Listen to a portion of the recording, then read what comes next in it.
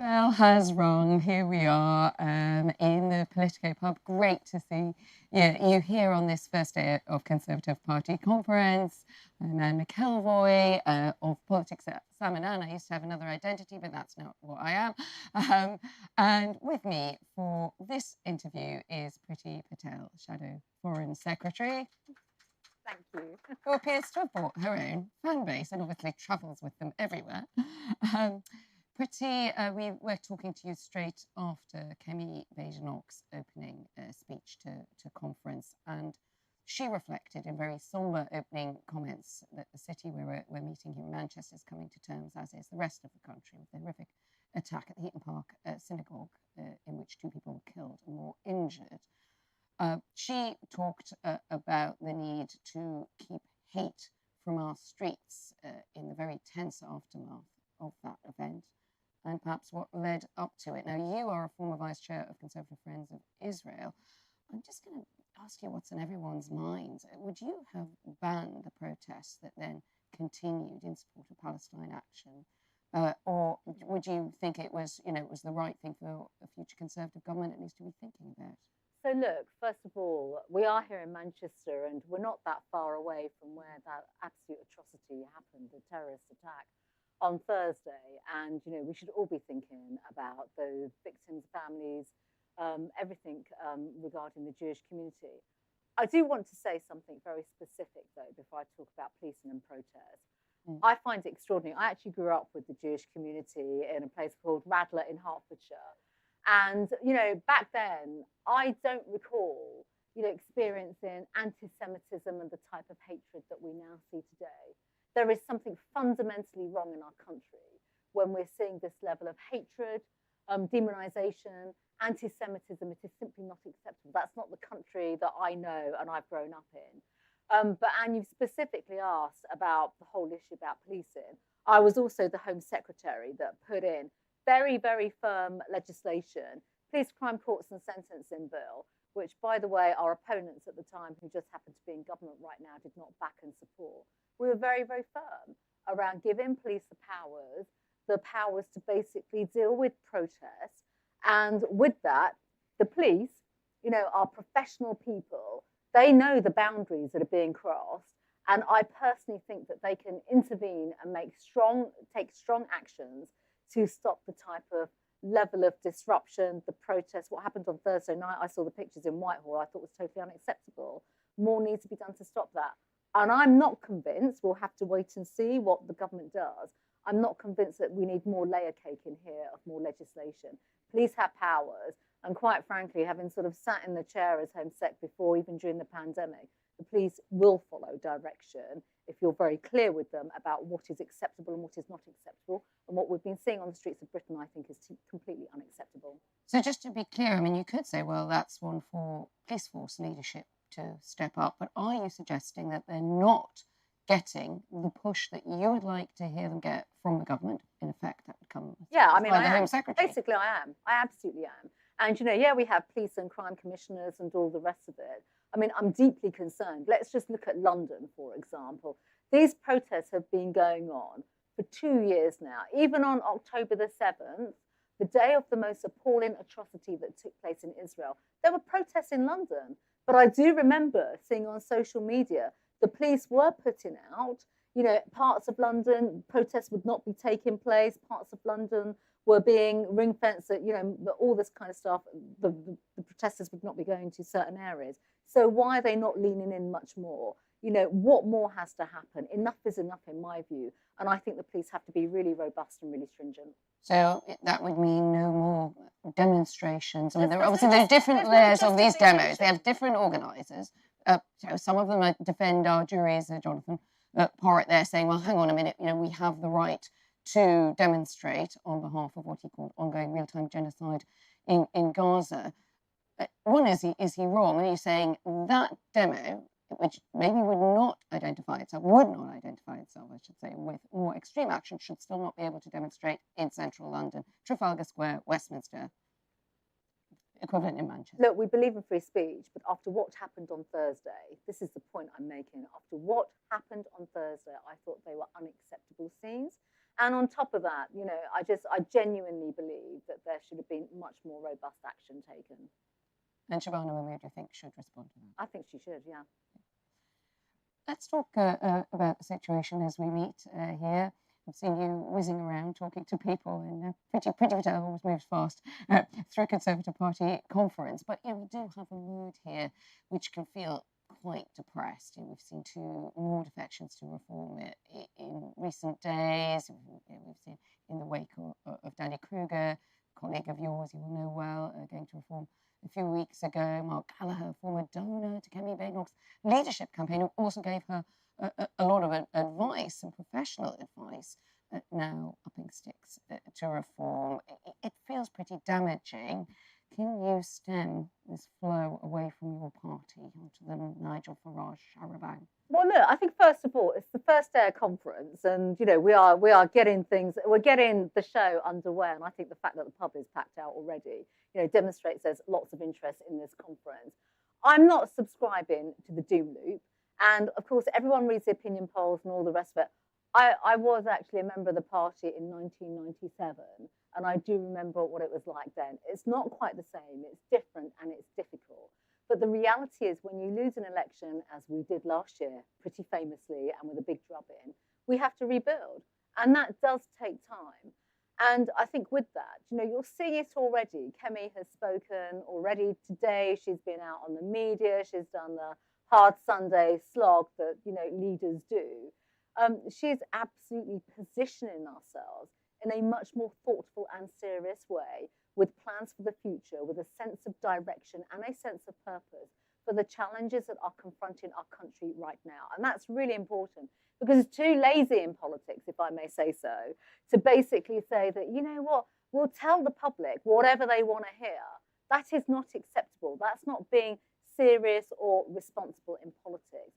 And you've mentioned about people leaving our party. I'm saddened by that. I really am. I've been a member of my party for 35 years, so, I've delivered a few leaflets, folks.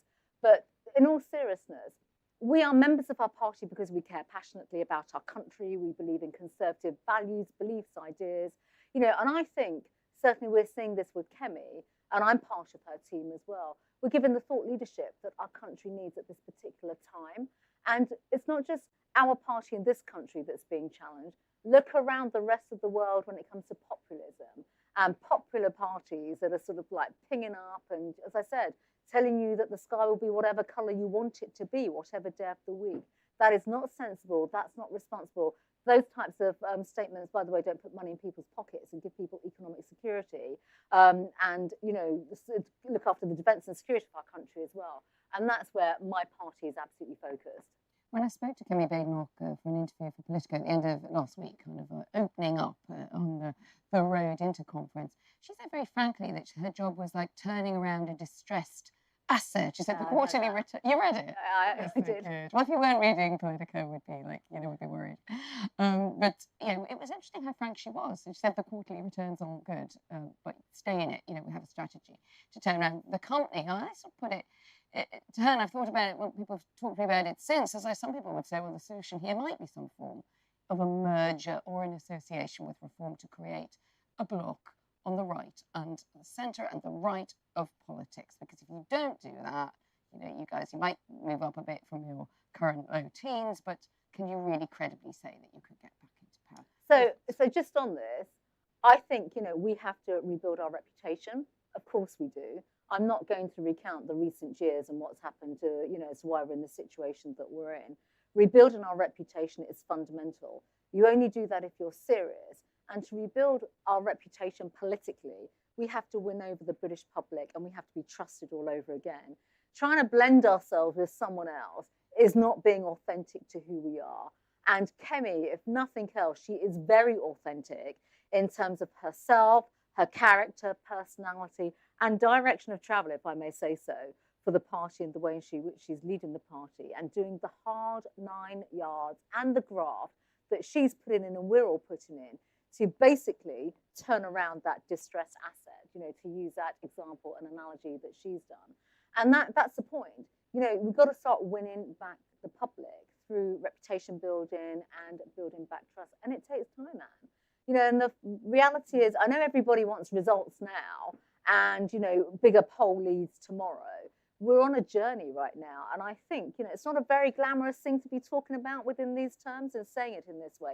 It is good old-fashioned hard graft that will rebuild our credibility. And I think we're ready to roll our sleeves up and get on and do that. And if people say to you, look, the sort of moves that we're seeing, the plan to create removals force for 750,000 irregular migrants who could be removed over one parliament after you come in, or they look at the switch away from supporting the Climate Change Act on ECHR as well, where Kemi Badenoch spent a long time saying, no, we don't need to do that. Well, oops, now, yes, we do need to do that to address asylum immigration. A lot of people simply, they just hear that the Pied Piper is Nigel Farage.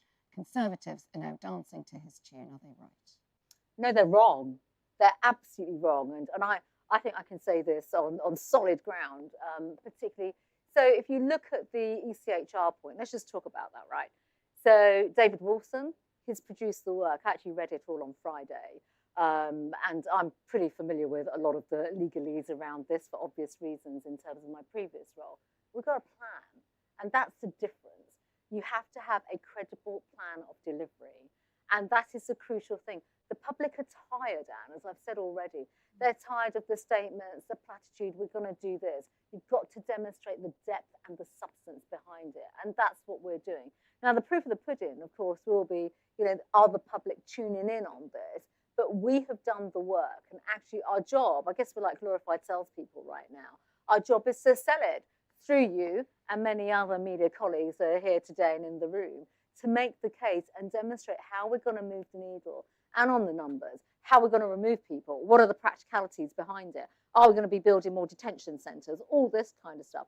That, quite frankly, it's the hard nuts and bolts. Some of it, as I said, isn't very glamorous, but that is the proof of the pudding, and that is basically where we are at.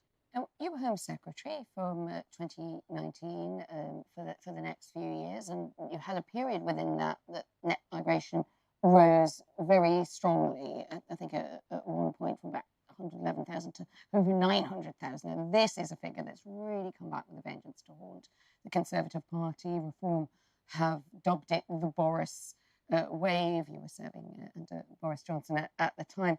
Did you really make a rod for your own backs here that you're now trying to deal with?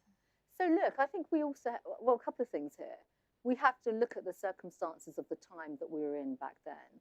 But the reality is right now, and let's just look at the big issues that the British people are crying out about. And actually, by the way, I think this is the same around other countries too. And I speak to many colleagues. I'll be talking to my CDU counterparts later on today, and I see them frequently. They say the same in Germany as well. Migration issues are dominating, and that's both legal and illegal migration. We want to be the party that has the solutions to these challenges. But they may listen to you more if you agree in terms that do you accept the word Boris wave? It is a direct attack on someone it is. You were close to. I acknowledge that and absolutely accept that. So we have to move forward and do something about that, which is exactly the space that our party is in right now. And obviously times are changing. So, it's legal migration, doing things differently. Look what the party's announced. In fact, we announced it a long time ago. Changes to leave to remain, for example, the type of rule changes that would come in. Same around visas and employment and all that type of thing. The party's crystal clear about that. And guess what? We've done the work behind it to be able to make that case. It's the same on illegal migration, as you're hearing from the party right now and from my colleagues too. We have to tackle these big challenges. And you're absolutely right. Yes, what has happened within the context of what the public are saying right now. We have to find new solutions to these challenges and the fact that the public are tired and they want things done differently in our country. And we are responding to that. You were seen as something of a loyalist to Boris Johnson, who divided the Conservative tribe and others. Do you see any role for Boris Johnson back in the front line of Conservative? Look, I've always said this. That is a matter for him. It really is. He's doing other things. The reality is right now, and, from the work that I'm doing, the work that Kemi's doing, the work that everyone's doing, that we're a small party now, as you know. We are knuckling down, and it is about the hard graft. I come back to the fundamental premise. We are trying to rebuild the party post a devastating general election. That has gone. That was last year. we're moving forward. We're back in the battle of ideas, new policies, new initiatives. You know, the one thing I would say, just on the foreign affairs front, it is extraordinary how our relationships around the world have completely held up. They're very strong. Even if you look at this conference today, tomorrow, Tuesday, Wednesday, we've got a host of international guests here. I've mentioned the CDU. I was just briefly earlier on with the Deputy Israeli Foreign Minister who is here as well. We have Tony Abbott coming to address the conference.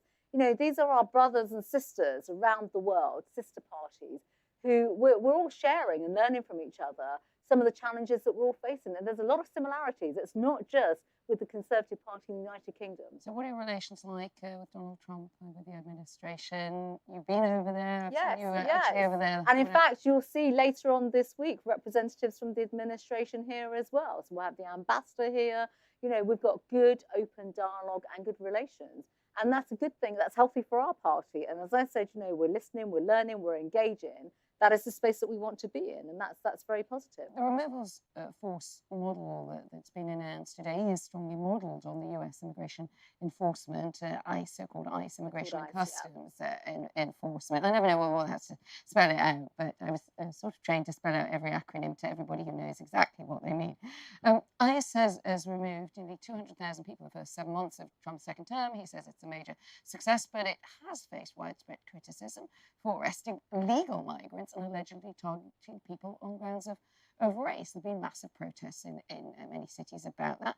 Is this really the kind of lodestar and the kind of feeling that, you know, that you would want to be inherently a part of your policy offer if you came back to power in Britain? So the two are different. America's model is very different, you know, and what would be set up here under our party would be different as well, because our laws are different. Let's just put it into the right kind of context.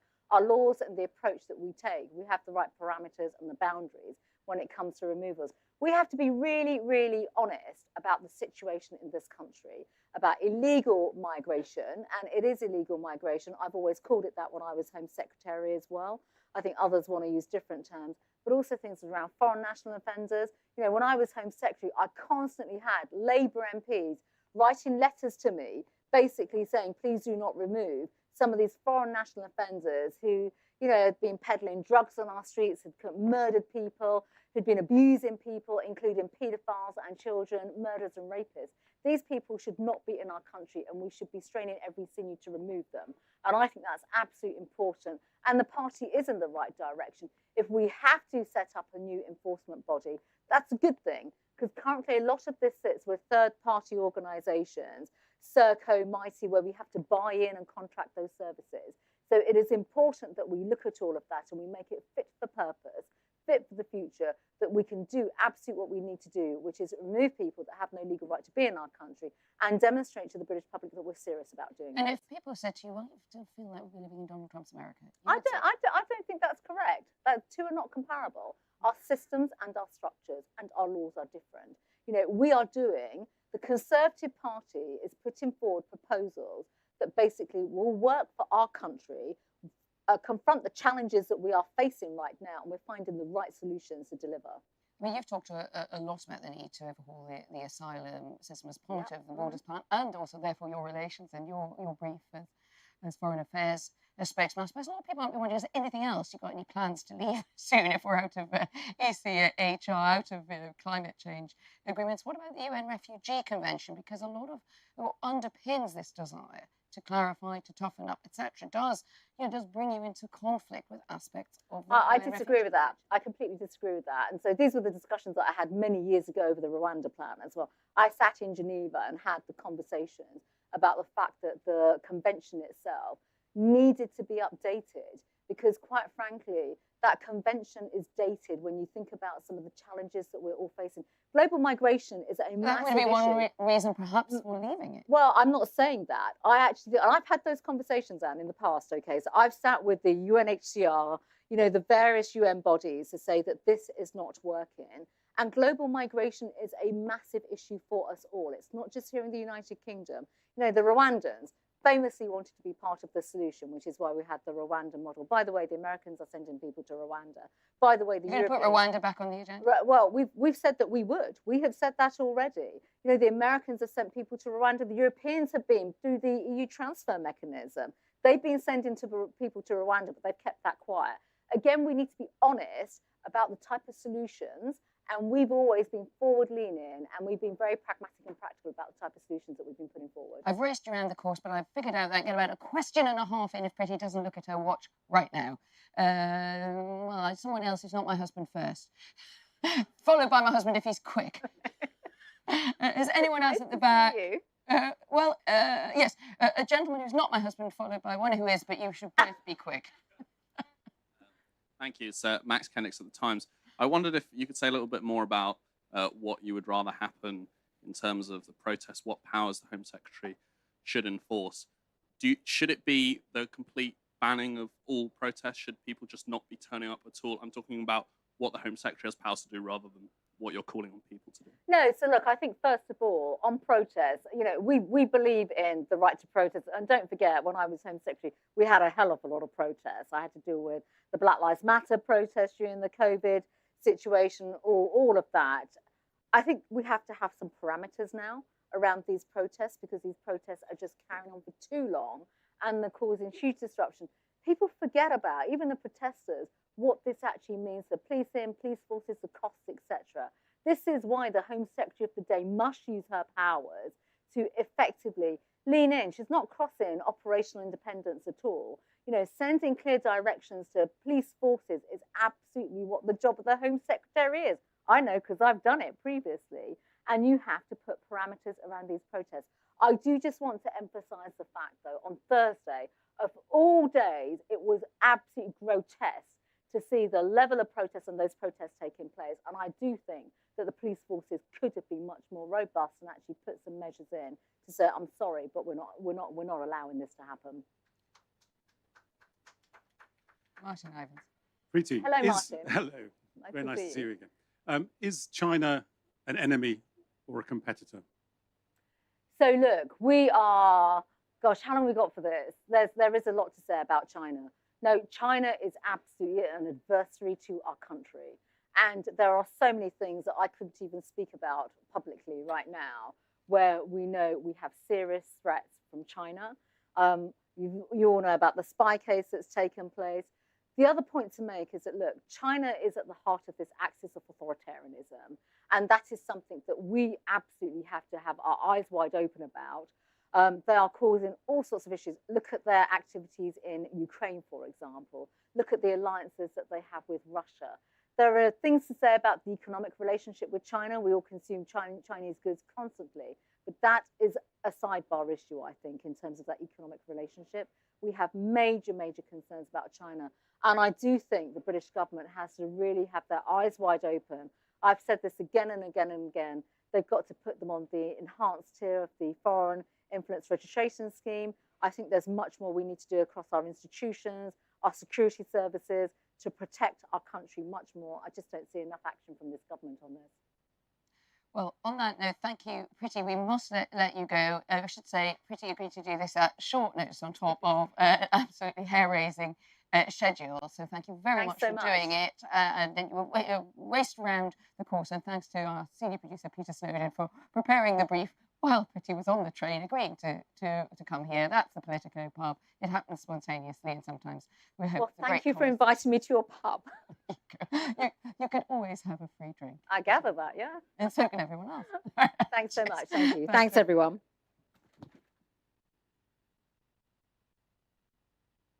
No, it doesn't matter, does it?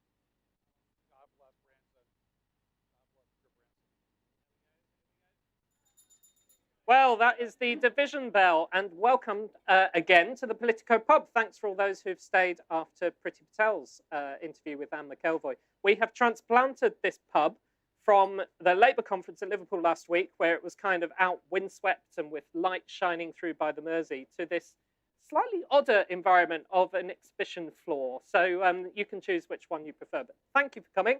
I'm Dan Bloom, the UK political editor for Politico, and I'm joined by Jonathan Martin, who's our big shot columnist, basically, from the US, our politics bureau. I'll take it. I'll take it. You landed this morning? Fresh. Thank you, Richard Branson. Virgin Atlantic overnight. You can fly nonstop to Manchester, thanks to Virgin Air. So I came in directly. Well, there we go. That's your free return flight sorted. There you go. And it took overnight, you say, so it's slightly less time than we all took on the train up here. So. Right, and you've been wandering around. You've been to a lot of DNCs and RNCs. How does it compare? Well, first of all, thanks for having me. It's a treat to be here in Manchester, and it does remind me a bit of some of the political conferences we have in the States. But our conventions are quadrennial. The beauty of your conferences are every year. So it's great. It's fun to be here. I'm struck by the similarities between this party in this moment and the pre-Trump Republican Party. If you just swap Thatcher for Reagan, you would basically have the precise same vibe that you would have had at a GOP, Republican conference, basically between the start of Obama, end of Bush, and the rise of Trump. So if you had gone to one of those conferences between, say, 2007 to 2015, this would have been the vibe. And importantly, if Trump had lost in 2016, this would have definitely been the vibe, because I think then you would have had the fracture that you guys are having now, which is, how do we get Maggie back and just do a version of free enterprise? Adam Smith works, versus, no, you've lost the point. The point is identity, and the point is migration. That split never happened in our country, because Trump won the nomination and then won the general election in 2016. And you all know what happened in the decade since then. But this right here today feels like what almost happened in our country. I suppose the issue here is that you've got the Conservative Party doing, if that's what you agree, doing that. And then you've also got Reform UK, who are doing much better in the polls. Precisely. Also doing the MAGA. Because they've tapped into the galvanizing issue a la Trump and MAGA, which is identity. And as illustrated by the issue of migration, but it's really identity more than anything else. I was so struck during Anne's interview just now with Patel about what she said regarding this is not just a British issue. This is happening in Germany. Obviously, it's happening in France.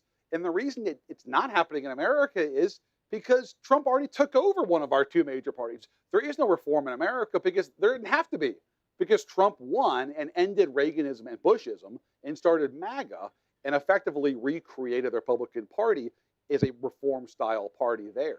And so the reason why we don't have a AFD or Le Pen or a Farage reform movement is because it's already happening. It just is happening within one of our two parties. Well, there's a lot of people in the Conservative Party who do want to learn from that. There's also a lot who don't, who would not want to take the party that way. But therein lies the problem, right? What do you think they can learn? Well, the people in this room from the Conservative Party, what can they learn from Trump that they haven't learned already? To repurpose the old James Carville line, it's the identity, stupid. It's not the economy, all right? It's the identity. I mean, that's why the migration issue is so galvanizing. But the migration issue is the vehicle to get at the larger issue, which is, what the hell happened to my country, right? That's really what the issue is more than anything else, right? And that's why Make America Great Again was so effective. It can mean a lot of things to a lot of people, and different people have different interpretations of that, right? And I think that's why, Farage has found success by being vague and maybe even unrealistic. But when you're not governing, you don't have to be realistic, right? Well, we have Make Britain Great Again. I saw the hat. Yeah, exactly. Are they here as well? I haven't seen yeah, there's a hat outside, yeah. We're at Tory conference too. So the big policy announcement in today is an ICE-style immigration crackdown. Even down to using the word ICE itself. Yeah, the Conservatives are using that word. As an American coming over and having written about, the ICE stuff, what's if we haven't heard of what the debate is over there, Well, Tell us what it is. I can't Is believe- it just along natural lines, or are there some I Republicans? never thought I'd see the day where Europeans were embracing ice. Sorry. I had to. It was too easy. No offense. It's totally predictable because they're trying to steal a march on Nigel and reform. And obviously that's the issue that, Nigel has tapped into. So the conservatives are saying, all right, you want tough on immigration? We'll do that. And in fact, not just tough, we'll even call it ICE. And we'll say what Trump is doing in the US, we'll do here. Not just crack down on the border, not just say stop the boats, but in fact, go after folks that are already here, handcuff them and deport them, which is precisely what Trump is doing in the US. To me, it's the inevitable next step. And I think you could argue politically the necessary step if you're going to steal a march on reform. When I talk about the debate around ICE, obviously, like some people say on the left here in this country, look at what ICE are doing and are horrified, basically. Yes. Is it basically along left-right lines where in the US you've got some people who are like, this is awful, and everyone else is kind of fine with it, basically, or is there Sure. quite a lot of unrest on the? No. So the immigration issue in the U.S. is complicated because we're a nation of immigrants, and that's the whole idea of America is that it's a country that's based on an idea rather than an ethnicity. There's a great line. Joseph Nye, who was a Harvard professor, coined the term soft power, has this great story in which he was talking about the U.S. versus China. And the Chinese said, we have 1.5 billion people with a B. You Americans can't compete with that. And Nye said, oh, yes, we can. We have 6.5 billion people. And the Chinese person said, well, no, you don't. You only have 500 million. No, you don't understand. We're America. We can choose anybody in the world to come to America, and we can get the best Brits, the best Argentinians, and the best Filipinos to come to America because they all want to come to the U.S. and pick. That's not just American chauvinism. The whole point is the beauty of our country and the power and the sort of the secret sauce of American strength and identity has been 250 years of migration and waves of it reviving the country and sort of driving the country. So it's a complicated issue in my country. There's definitely a backlash, as there is here, to what they saw as the broken border under Biden. And there was a desire to crack down on that. There's no question that Biden and Kamala Harris lost last year, in part because the border was chaotic. However, it's a very different issue in America when you talk about closing the border, getting tough on criminals who are coming into this country, than going after folks who are in this country illegally, but who otherwise are good citizens, paying taxes, raising families, and trying to live the American dream. When you have images of grandmothers, for example, or just even day laborers being handcuffed and thrown to the ground, that doesn't resonate well with the broad center of American life. It's a little different in our country. So that's why it's delicate for Trump. Now, Trump himself, I think, is more squeamish on the issue, but some of Trump's advisors, including J.D. Vance, Stephen Miller, obviously, are much more hardline on the issue. But it's a more complicated issue for us. Theoretically, folks like tough borders, tough on crime, deportations of people who were grandmothers, a little tougher in America. I want to give you a rank these people out of 10 question for how much they cut through in DC. Okay. How much DC cares about them. Okay. And because we're Britain, Yes. Let's start with Britain. How much do the people in DC talk about us? Well, Oasis is back on tour, so that's big. No, they filled the Rose Bowl in California. You kidding, man? That's huge for us. In all seriousness, Americans love the royals. Americans are fascinated by Churchill. Thatcher probably. Present day, I don't think there's that much engagement. It's mostly, what are our British cousins up to? But it's, nobody in my country, if you grab 10 people in St. Louis or Denver or Minneapolis, could tell you the leader of the Conservative Party. Well, one of my names was going to be Kemi Badenoch. So. Yeah. Now, if you're talking about like New York, D.C. policy circles, of course, it's a very different story, but the average American is not following what's happening in Britain all that closely. Keir Starmer a little bit more? Sure, because he's the head of government and would get more coverage in the U.S. So I think there would be at least a vague recognition of who Keir Starmer is, certainly. You know what's interesting? Tony Blair is still, I think, probably a pretty big deal in the U.S. Tony Blair, by name and by face, would probably be the best known living former prime minister. I think even more than Boris. What do you think? Probably, yeah. I mean, Tony or Boris, yeah. Why do you think that is? You know, Boris's hair helps a lot, you know. That breaks the rule. It helps here. Why? Oh, because Blair and Clinton, New Democrat, New Labor. For people of a certain age, if you're over 50, you remember the 90s. You recall the two youthful leaders on both sides of the Atlantic. And also, he was there for so long and really consequential times. Not just Clinton, but Bush, Afghanistan, Iraq War. Blair is, you know, there for all those years. I think Blair sticks out in a lot of ways. What about Nigel Farage? So, in political circles, absolutely. You know, GB News over here, just they're trying to move to the U.S. Yeah, especially on the right. Nigel Farage certainly. You know, Nigel Farage has this fascination with America. He spends a lot of time in the States. I'll never forget in 2017, we had a by-election in Alabama of all places because Trump's first Attorney General, Jeff Sessions, vacated a Senate seat, and so there was there was a by-election in Alabama in 2017. And never forget waking up at a hotel on Mobile Bay down near the Gulf of Mexico. I'm sorry, Gulf of America. One morning at breakfast, and I look up and there's this guy pacing on the lawn, smoking a cigarette, wearing a barber coat in like 65-degree weather, talking on a cell phone. I was like, God damn it, is that Nigel Farage out there? I think I'm sober right now, but it really looks like him.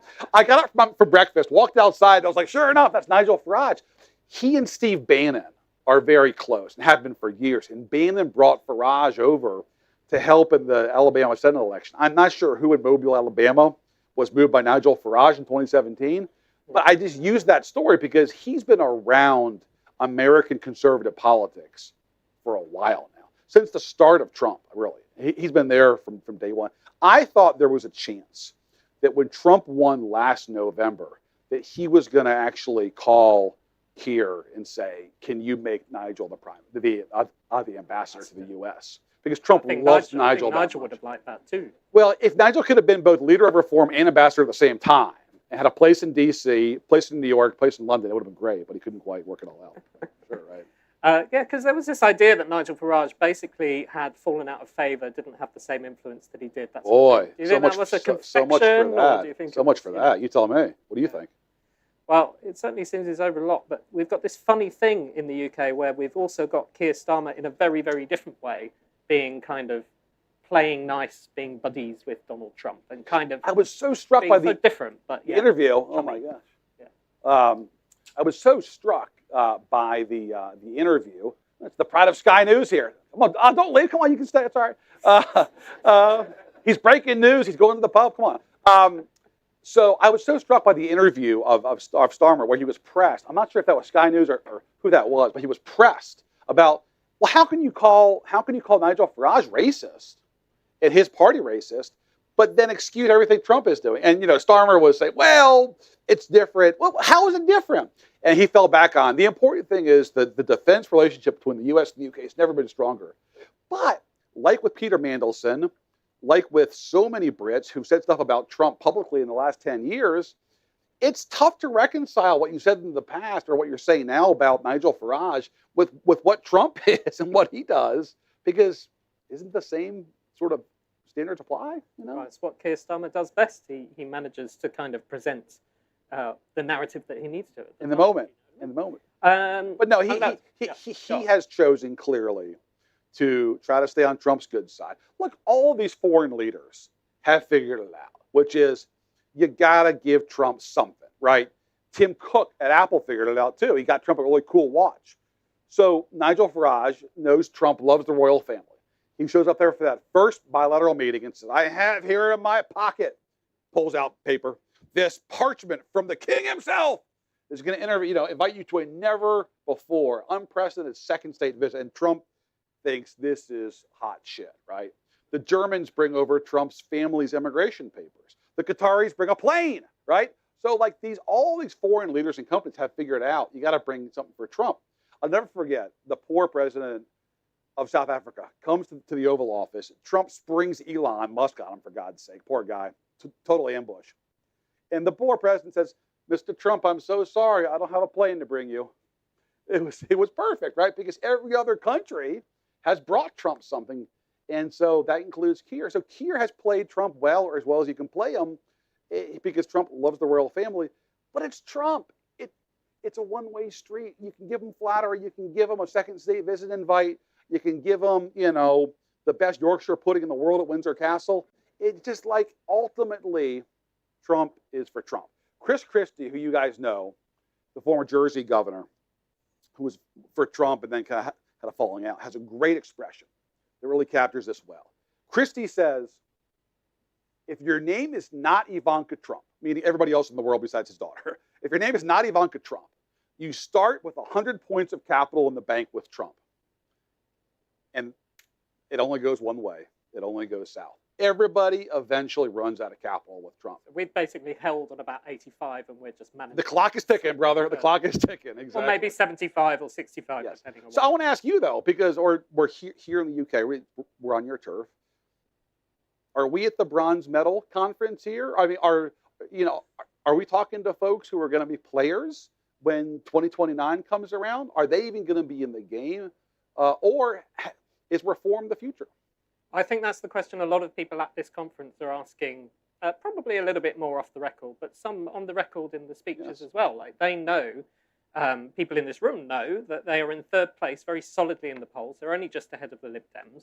And they have to pull it round somehow and become not just the opposition party in terms of like doing it in Parliament, but in terms of actually doing it out in the country. Yeah. And that's part of what this kind of blitz of policy, I think, this week is all about. It's just whether it can be listened to and people notice, I think is the real problem, because once you have another party, on the right, Reform, making loud noises about stuff, the space for the airtime and the headlines is incredibly narrow. And this conference is pretty much the only chance. In her speech, the leader said effectively that Reform and Labor are the two sides of the same coin. They're both offering identity politics, not solutions. And they're not offering realistic solutions. I spoke to a couple of former prime ministers who lost last year, tough election, and they said, well, Nigel's galvanized folks. They're angry at the status quo, but they don't offer any realistic solutions. Isn't the whole point of an opposition party to be an opposition? Do you have to offer realistic solutions, or can Reform get away with not offering solutions and just run on anger and win? Well, I think the interesting thing is that the slogan here is stronger borders, stronger economy. And on the one hand, on stronger economy, the party is basically saying, trust us. We can manage the money much better than Reform, who are profligate and will spend it on raising, benefits and cutting tax. But on the borders, they're saying we're going to go hard, we're going to go fast, and we're going to deport 150,000 people a year. So it's like two messages aimed at two different audiences. Yeah. Is there any policy coherence to Reform besides migration? Because you have folks who are kind of like almost socialist on the left with also sort of far right types too under the same tent. Is that eventually going to bite Reform, or does that matter because the actual cohesive isn't policy? It's actually just anger at the status quo. I think at the moment, a lot of people are projecting what they want to onto Reform. And even some people in Reform say, this is brilliant, like nothing can touch us at the moment. And the hope in the Tories and in Labour is that basically this is Nigel Farage's time to be walking on water, you can't do anything wrong, etc., etc. And then that will just slip. It's a combination of, journalists and other people will start actually asking how he's putting these policies together and whether they make sense, because there's huge holes in the kind of numbers and stuff. Does that matter anymore? Does that matter anymore, though? Well, the other hope is that the public support will slip. And I'm not sure those two things are connected necessarily. I mean, they should be. The best case scenario that I hear out there is, 4 years is a long way away. I mean, right? There's still time yet. Lots can happen. Which is not a strategy. We're nearly at time, but sorry. I assume quite a lot of these people are interested in this room are interested in American politics. So I want you to give your 1 minute guide to what people should be looking out for in the midterms and the Democrats. Sure. Well, we're less than a month now from the governor's elections in 2 states, Jersey and Virginia, in our country, and the mayor's race in New York City. Those are kind of the 3 big off-year races that we have. Democrats are favored in all 3. Not a lock in Jersey. It's probably the closest one, but Democrats favored in all 3. Of course, in New York, it's more complicated because you have a socialist who has become the Democratic nominee, to the great unease of a lot of more moderate Democrats. And the former governor, Andrew Cuomo, is trying to run against him, and it's sort of a third party. Probably isn't going to be able to get there, but that has created some real tension inside the Democratic coalition. As for the midterms, look, I think those of you who know American politics realize the first midterm of most new presidents does not go well for the party in power, right? You typically lose seats, oftentimes lose the Congress. That was certainly the case in '94 with Clinton, the case with Obama in 10, Trump in 18, and Biden to some extent in 22. The one exception is Bush in 2002, because that's post 9/11. He was kind of a wartime figure at that point.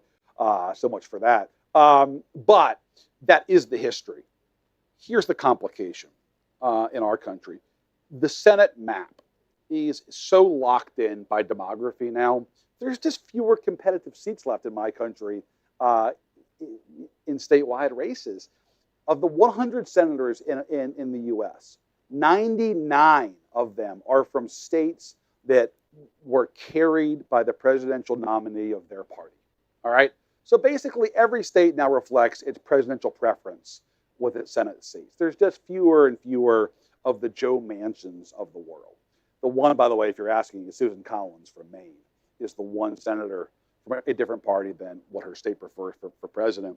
It's, to borrow a phrase here, it's a more parliamentary system. People are voting for party for the name on the front of the jersey, not the back of the jersey now. So in the Senate, there's less drama because there's just fewer seats that Democrats can pick up. Maybe they can get 2, 3 on a really good day. I think it's hard to see. But we'll see where the economy is. The House is more interesting. And this is why Trump is doing this mid-decade. This is a scheme and a half here. So Trump has told these states, redraw your districts and give me more seats in the House. Because Trump knows the House otherwise will probably flip to the Democrats. What I worry about for my country, frankly, is that's only the start. And I think Trump's going to intervene in the midterms and the House races, pushing the lines of his authority to give his party every possible advantage to hold control of the House, because he does not want to give Democrats any foothold of power. Don't forget, if you have the majority in Congress, you have subpoena power in my country. That could make life much more complicated for Trump for his final 2 years. The big thing to watch in our country is, what is Trump standing? Midterms typically hang on the president's standing, right? That's why it was so rough for Clinton 94, Obama 10, Trump 18, because their numbers came down. Trump's numbers don't move that much. I mean, he's so static, right? For all of his controversies, he's basically between 41 and 45. He doesn't move that much. What I wonder, what lots of folks in our country are wondering right now is, do the tariffs ever take a bite out of the economy? Do companies lay off employees or raise prices? And if they do, and we do go into a recession next year, does Trump fall from 41, 42 finally into the 30s? And if Trump's in the 30s approval rating, then I think it's a different story, and you could see a much tougher midterm for the Republicans than otherwise would be. So that's what I watch. Thanks. Do we have time for one quick question for At Jonathan? least. If anyone. Absolutely. Come Dive in. Anything about Mar-a-Lago, the amount of gold down the Oval Office? Epstein. Jeffrey Epstein. Yeah. Anything about America? Yeah, in the back. Don't be shy. Come on, you're Brits. Come on. Thank you for taking my question.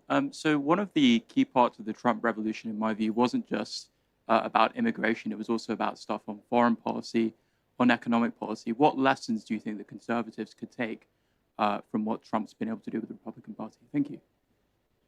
So the Carville line of, it's the economy, stupid. Again, I think with Trump's rise to power, I think it was much more to do with identity than it was to do with the economy. Yeah, there were parts of America, like the old Red Wall up north, that obviously the conservatives finally broke into the last 10 years, that were left behind economically, the old factory towns.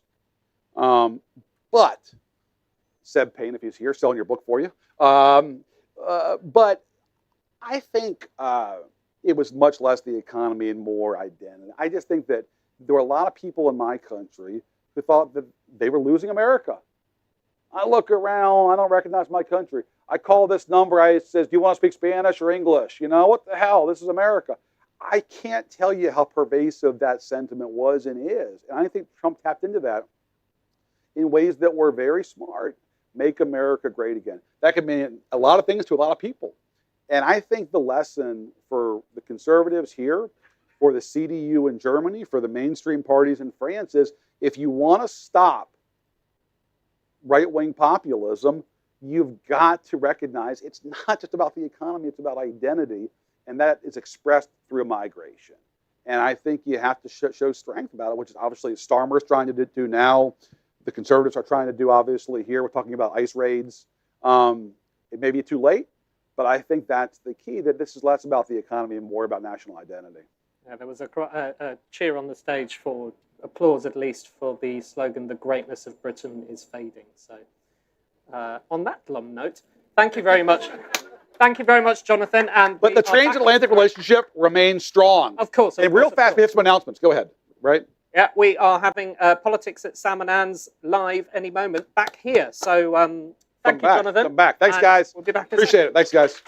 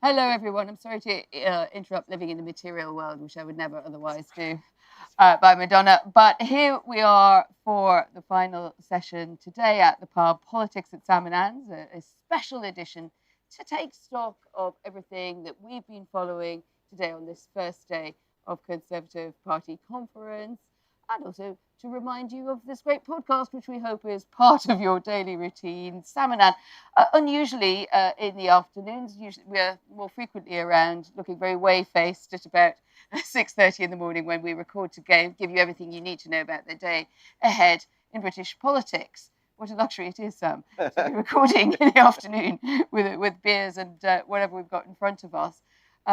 But what we thought we'd do is give you a bit of insight into what we've been thinking about this first day here at the conference, but also to set us up for the week on the podcast and beyond about the challenge that we all know lurks in the air for Kemi Badenoch, for the Conservative Party. You've heard from my colleagues there in the big picture from Dan and Jonathan Martin about what they made of it, but what we're actually finding out by being here and by talking to people who make the mood music and perhaps provide some of the challenges. Sam, you rushed in looking a bit pink, which always makes me think, oh no, he's got a story. Very nice to see you all. Thank you for joining Politics at Sam and Anne Lives. It's a pleasure to be here. It's also a pleasure to be with Anne in person because we stare at each other at an unholy hour of the morning, Monday to Thursday. So it's really nice to be in person here. One of the great joys of conference is the unpredictable. And Anne's right. I was just rushing over from our stand because one of the big questions hanging over this conference is, can the Tory party survive the onslaught from Reform UK and from Nigel Farage? And so for one of the big points that Kemi Badenoch wants to land this week is, we're not going to do a deal. We're not going to have a pact. I'm going to take the Tory party back to where it needs to be by the time of the next election. But the question is, we'll go more into this tomorrow, does everyone agree? And in pursuit of finding out the answer to that question, I just managed to collar Robert Jenrick. He's the Shadow Justice Secretary, which is probably the least interesting of the various monikers that you could give him. He also was the leadership challenger last time round, and some believe he could be the leadership challenger next time round. And I asked him this question. So, Robert, do you think that Reform UK and the Tories need to fight for every vote at the next election? Or do you think that there might be some kind of pact or arrangement or understanding that could be come to avoid the two parties on the right duking it out? This is possibly the most important question that the Tories are facing. And his answer was fascinating. And at just after 6 o'clock, we'll play this clip out on Sky News. So actually the people in this Politico pub are getting it first. What he said was, Kemi Badenoch and Nigel Farage have been very clear there will be no pact. So I was like, hang on, what about you? And then he goes on to say, well, I think there is not going to be a deal. The approach is the right one. I'm like, hang on. And he says, I don't think a pact is the priority. And That's interesting. That was, I have to say, two quizzical eyebrows shot up, because this is a figure that some people say might end up going for the leadership one more time if Kemi Badenoch doesn't make it through to the end of this parliament. And his pose in relation to reform is likely to be very different, it would seem to me, so we are told, although he largely denies it, from Kemi Badenoch. So just a little bit of wiggle room there from somebody who is playing a central role, often not articulated at this conference. The grounds are such a fascinating insight because we've heard a lot of, and a microphone as well, no expense was spared. We've had a lot of different stories about why there shouldn't be some sort of accommodation with reform. So it's interesting that the choice of words there, which was slightly along, well, it's not a priority. Of all the answers that go, this is the best leader we've got, that's what it's sort of getting my batty hearing there. Well, I put that to Kemi Badenoch, Sam, and we discussed it on the podcast on Thursday, the last one proper before we came here. Actually, we did another one opening today, but the last one before Kemi arrived, in which I asked her that as well. I mean, you've got, she said it was a distressed asset, this party. If it's a distressed asset, well, why not? Brilliant quote. Brilliant get that interview. Brilliant quote. Thank you, Kemi Badenoch, for saying it, really. But why not then have some sort of accommodation, right? If you're weak, if you're a company, that's why companies often look for mergers. So she then sort of said, oh, we're too far apart on policy. But the way that the weekend, I don't know what you think about this, but the way the weekend has played out so far, we've seen a closening of policy, talking about ICE, talking about how to quickly make your effectively your deportations more rigorous, more targeted asylum and immigration, absolute Farage territory. Climate change, we're not going to be part of the Climate Change Act anymore, absolute Farage territory. So I think where you're putting your finger on the pain point is that the reasons people think that there shouldn't be an accommodation are actually very different. Priti Patel, just here in the pub with us, she gave rather spirited advice, saying, nah, we don't have to do this, we can do it our own way. But they are three rather different explanations of why you're not doing something which some people, I'm sure your last interviewee there, probably thinks is, going to happen.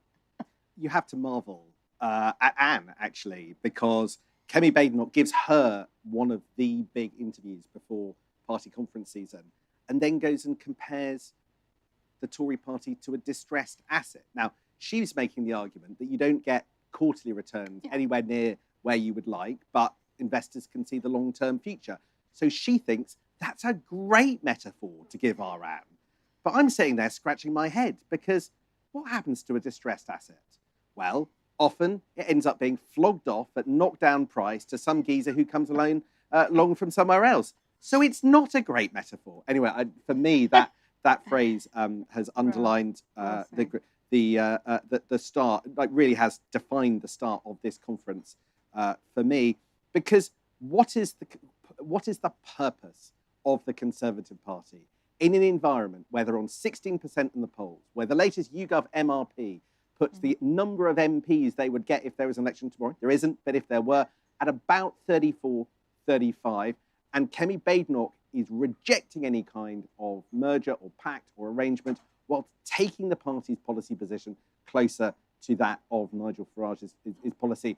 Where is that articulation that we heard from Keir Starmer last week? And in that environment, how able is she to talk about distinctiveness and bluntly carve out a role for the Conservative parties that people think is credible? At this conference, Anne, it is quite clear the discussions in the bars and the restaurants and the pubs, like this one, is about her future. Right now, how would you sum it up? Well, if you went into Labour conference, as we both did, we were making podcasts and doing reporting, which was the sort of Save Our Keir conference for people who wanted to. Andy Burnham, who perhaps arrived with different hopes and left with them unfulfilled. Hello, Andy, Manchester. I think this one is Kemi Badenoch really trying to save herself without much sense of who is really backing that. Yes, there was a lot of very, and I think genuinely from Priti Patel, who knows what it's like to be in a tight spot, having been Home Secretary, being in a lot of pressure when Boris Johnson, whom she was very loyal to then, was in charge. But what I think you'd feel it's maybe a bit different, and I've never actually asked you this, so I don't know whether you see it the same way, is that you felt there was a sort of team Keir. It was vociferous, it's all sorts of difficulties, but broadly speaking, wants to keep Keir Starmer on board. For Kemi Badenoch, I think the week is about, does that exist for her as well as for him? Because if you end up, it's one thing to fight for survival if you have a really tricky spot to be in, but you have some people behind you who really want you to stay because they do not want the other guy or the other woman because they think they stand for something absolutely terrible. They don't want their party going that way. It's a very lonely job to fight for it if people are saying, well, I'm kind of here to be loyal, but I'm checking my watch the whole time. And I think that if she left, people say, could she save the Tory party in 4 days? No, she really, really can't, But she could put herself credibly in a position where she goes forward as the leader and then is able to roll out these new ideas and these shifts, which I think are in one direction only, but she would say they're a good place to put the Tory party in. Who can she take with her? I mean, that's a great question, because there are just so many pinch points in the months ahead. We had a list on the podcast this morning. Working backwards, you've got May next year, where if the Tories aren't really advancing, there'll be pretty brutal questions, I suspect. There's actually the budget. I think the budget on the 26th of November where this country has to grapple with tax rises in the order of 25 to 30 billion pounds, is a massive moment. But the question then is the Conservative leader articulating what the country is feeling at that moment successfully in what will no doubt be a welter of pain and difficulty? And then the third pinch point is the pinch point that comes on November the 2nd, 2025. So a little over 6 weeks or so. Little over, around a month rather. And that's the moment where Kemi celebrates her 1 year anniversary as leader. But it's not that much of a celebration because the 1 year protection from having 40 odd letters going into the chairman of the 22, triggering a vote of no confidence, automatically expires. So you've got the who that you were just talking about, but you've also got the what, and there are a lot of bars to clear.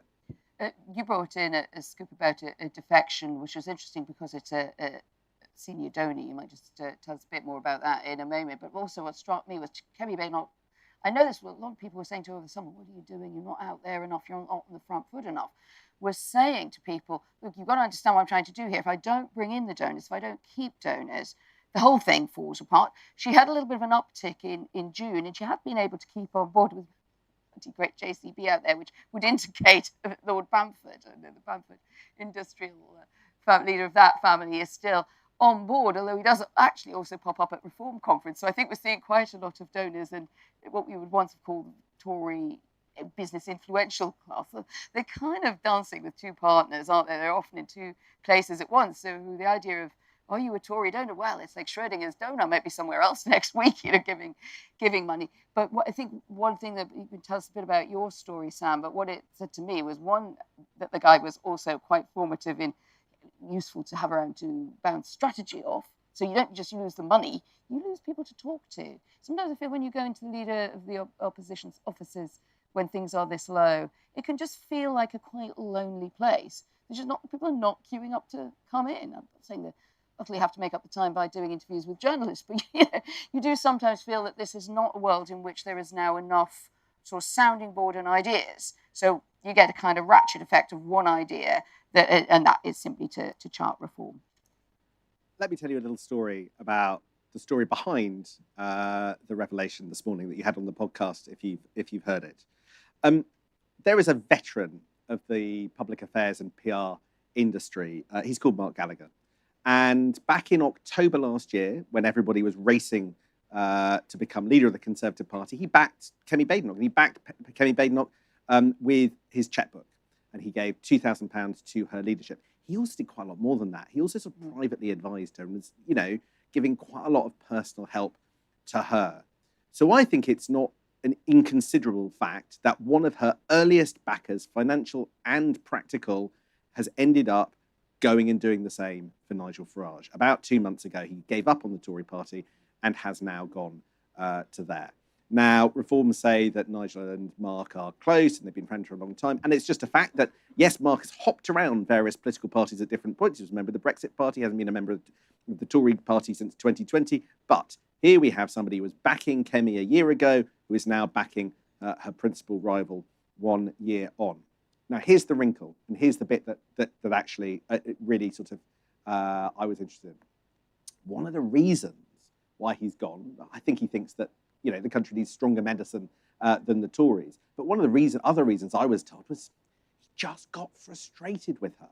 Those messages that would go off into the ether and wouldn't be replied. And I think you'll find a few people around Westminster and Manchester who've had that experience with Kemi as well. So I asked Team Kemi what they thought of this claim that maybe she wasn't stroking donors' egos enough and doing enough to sort of to keep him happy. And I got this response, and this response is for publication/broadcast. Well, it is now. It is. Well, to be fair to me, it. To be fair to me, it was me being fair to me. One of the great journalist quotes. It began with an aide said. So this aide said, who works for Kemi Badenoch, she gets 20 texts every minute from MPs, friends, ex-MPs, supporters, peers, people offering advice and so on. She endeavours to get back to everyone, but realistically, she's running the world's oldest political party, doing media interviews, having meetings, doing visits, and being a wife and mother of 3 young children. So it would be quite churlish to get quite so upset about timely responses. And I just thought, my goodness, we're 10 minutes before the formal start of the blinking party conference, and we're already at kind of like, you know, DEFCON, whatever it is, DEFCON 6. And the truth is that clearly triggered them, and you don't often get an angry response like that for publication. Sometimes you get it in the neck, but you don't often get it deliberately to be put out. And I think that tells us a couple of things. I think we've struck a nerve. I think it tells you about the atmosphere in the office, if I'm being honest. And I think it tells you about the sensitivity around some of these questions to do with her. What do you think? I do think that, and you know, just to put it in a bigger, because sometimes we can kind of get, you know, quite into sort of detail, and we need to be in the detail of politics. One thing I really enjoyed about the session previous, I mean, you were running around trying to put an electronic tag on Robert Jenrick, so I don't think you heard it. Robert Jenrick, please can I go somewhere, like a nail bar or something?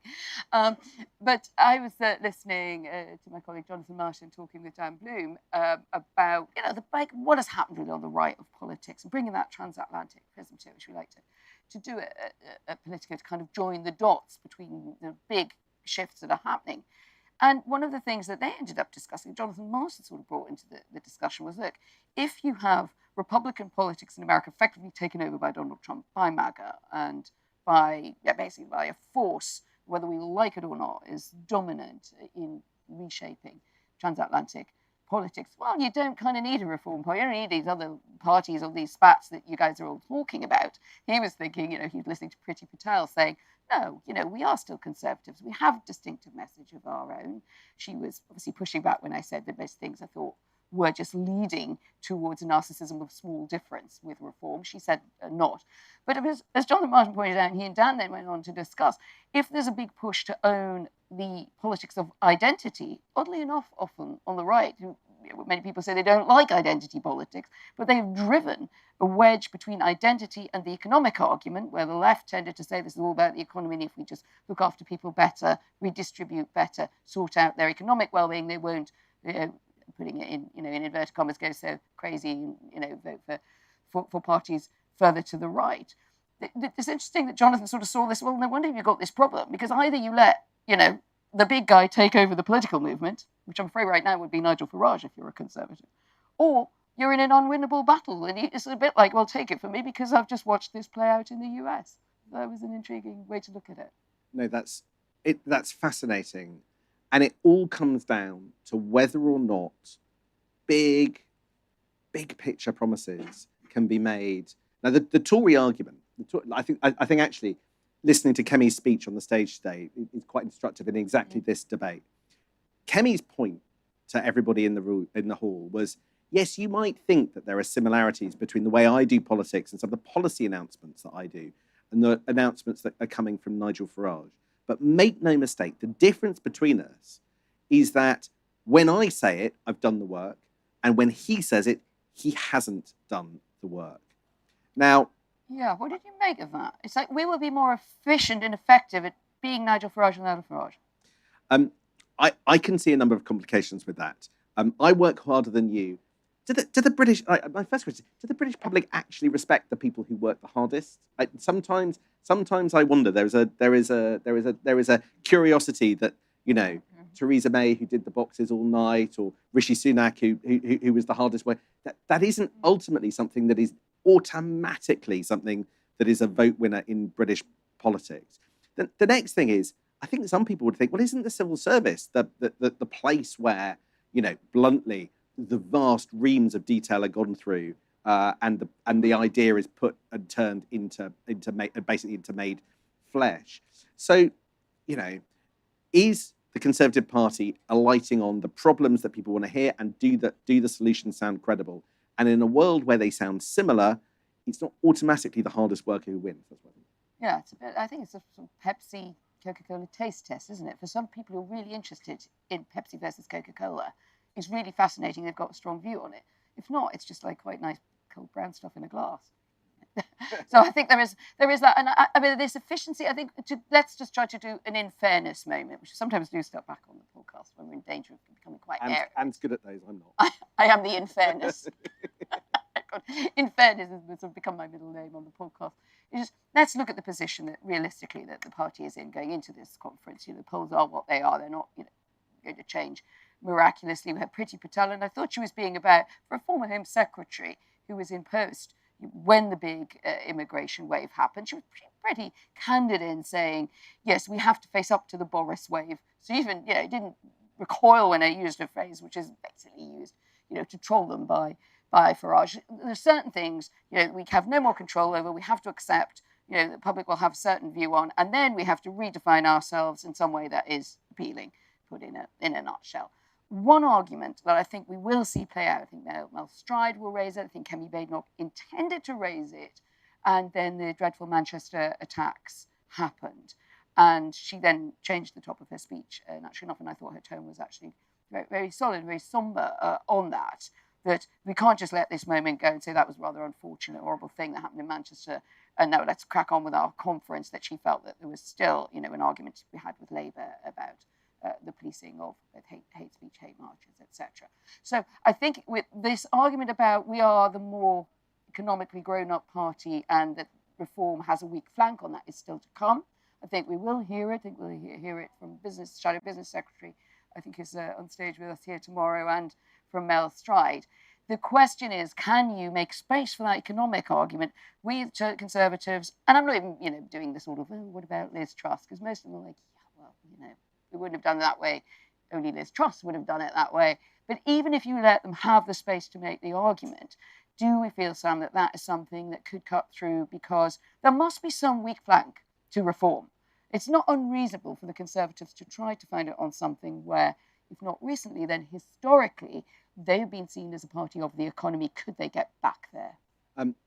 Misa, I've got an answer. But before I give the answer, we will take questions if anyone wants to ask us anything about the podcast, Tories, what we saw last week at the Labour conference. What is the weak flank of Reform UK? It's Nigel Farage, for this reason. If Nigel Farage is detached from Reform UK, I think the whirligig of British politics spins again. I think that if Reform UK go into the next election without Nigel Farage, I have no idea how it will do. I think that every party at that point has a fighting chance of being, the biggest party in British politics in a way that, we've no idea how it's going to shake down at the moment. So there is a confluence of interest between the Tories, the Lib Dems and the Greens and the Labour Party to in some way detach Nigel Farage from his party. And there are huge gains for all of the established parties if he is able, and they are able to do that. So, my question is, why aren't they all trying harder? Isn't that like saying if Freddie Mercury had not been in Queen, Queen wouldn't have been so good? Yeah, what's wrong with that? Because it's hard to detach him from the project of success. But if there is some kind of scandal that detaches him, that means that he is too toxic, if there is some kind of reason, a falling out at the top, if you sow division between all of those high-profile, high-octane, high-energy individuals, such that there is a falling out, could that be to the benefit of anybody else? My guess question is, has Nigel Farage ever fallen out with anyone before? He can see success in his sights. Anyway, to be continued, doubtless remember the next 3 years on the podcast. But we should hear some thoughts and challenges and ideas from you guys. Any questions? Over there. Hello, fascinating. Thank you so much. I'm going to do a bit of crystal ball gazing, if I may. Isn't the challenge facing all the political parties over the next remainder of the Parliament actually the bond crisis that's coming? So the Western governments in Europe, France in particular, have got challenges with its sovereign debt. And we see that coming, unfortunately, in the United Kingdom. And shouldn't actually governments, parties in the UK be planning for what is, in my view, almost inevitably going to come over the next 2 to 3 years? I think it's right if I just dive in on that one. I think you're absolutely right. So I think the great underweighted aspect that could really change the political dynamic, both here in the UK, where our focus is, but across Europe, is the fact that there is an inherent instability there in the bond markets. We don't really know whether a course correction, which people have been saying coming in the US, is going to be as dramatic as skeptics of what Donald Trump has been doing and his inflationary effects are great. We do know that there is a potential instability there, and you can see it in the French economy, with the debt to GDP ratio at 112. When we're in the negative Eurovision Song Contest on that, coming in at 96, and even that is bad enough. I think you're onto something that we don't just genuinely do not know the answer to. Is there a sort of, without even the scale of a great financial crisis, is there a GFC type event that changes the way that all the parties, as Sam was right to point out that there was perhaps a weak flank there on reform? The Tories are, I think, hoping that if something happens that is economically a disaster across the piece, that they in some ways benefit from it because they can turn around and say to Labour, and are beginning to say to Rachel Reeves, you do not have a grip, and if anything gets materially worse, then we will have panic stations. In that scenario, who wins, who loses? Well, that is perhaps less obvious that the game goes to Conservatives. Just very quickly, look, if you're a regular listener to our podcast, you will know that I bore on an almost daily basis about the 20 to 30 billion pound black hole that Rachel Reeves needs to fill. Don't pull that face, Evan. That Rachel Reeves, sorry, Evan's our producer, he's brilliant, but he's pulling a face. That Rachel Reeves needs to fill probably almost entirely by tax on November 26th in the budget. And I go on about this because I cannot see my way through that event. I cannot. It's like Mount Everest. I can't see to the other side of it. I don't know what the impact on British politics is going to be, other than nobody's talking about it nearly enough, apart from an early morning voice going to 20 to 30 billion. Sounds like you two were actually made for it. If you're not a listener, Sarah, I mean, you're going to be right in there. Proposing a divorce. Well, it's been rock and roll.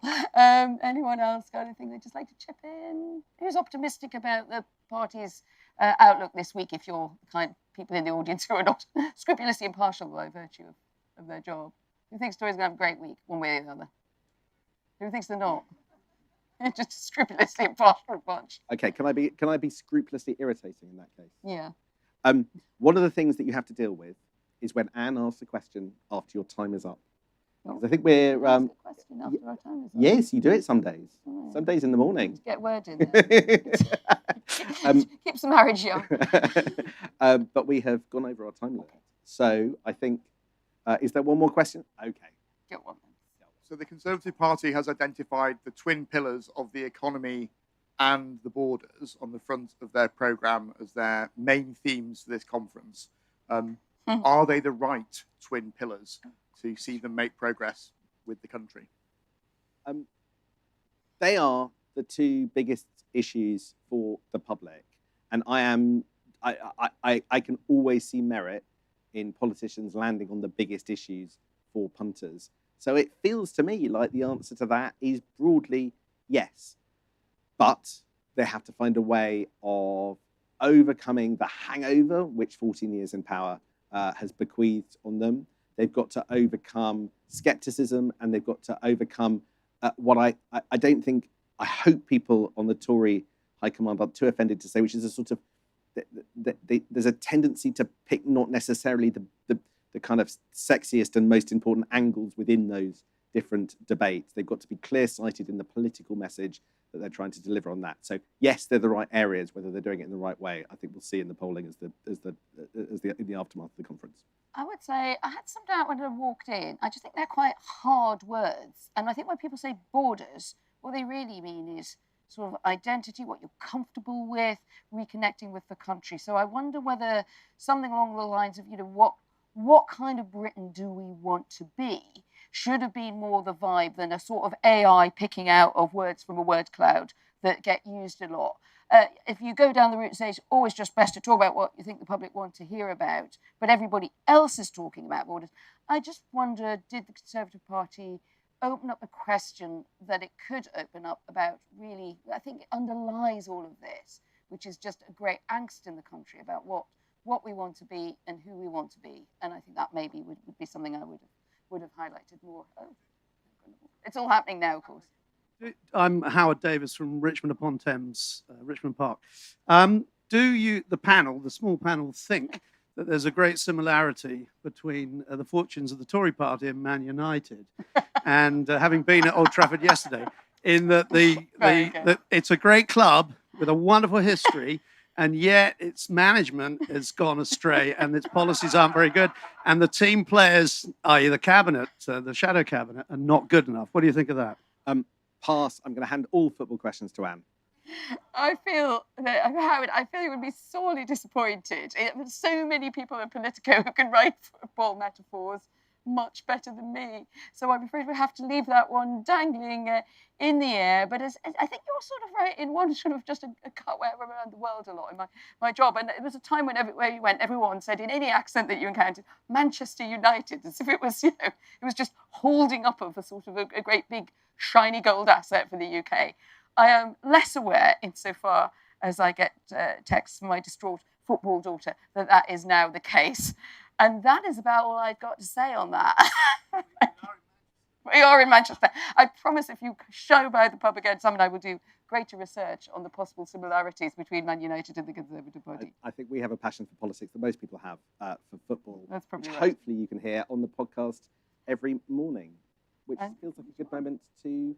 I think we are effectively beginning to wind down. I think you're still going to hang out a bit, but we are beginning to close off for today at the pub. But we'll be back at 8:30 in the morning, and that is a playbook special. Somebody help me out. With Katie Lamb, who's, of course, one of the spiciest performers, and also really interesting to hear from a new and rising generation in the Conservative Party who's really making a mark. The only backbencher, I think she's still a backbencher, who's got her own press officer. Oh. Like, honestly, when individual backbenchers have got their own media operation, it tells you something about their ambition, if nothing else. Sights are definitely set on Broadway. Join us in the morning, 8:30, to hear from Katie Lamb. See you then. Thank you very much.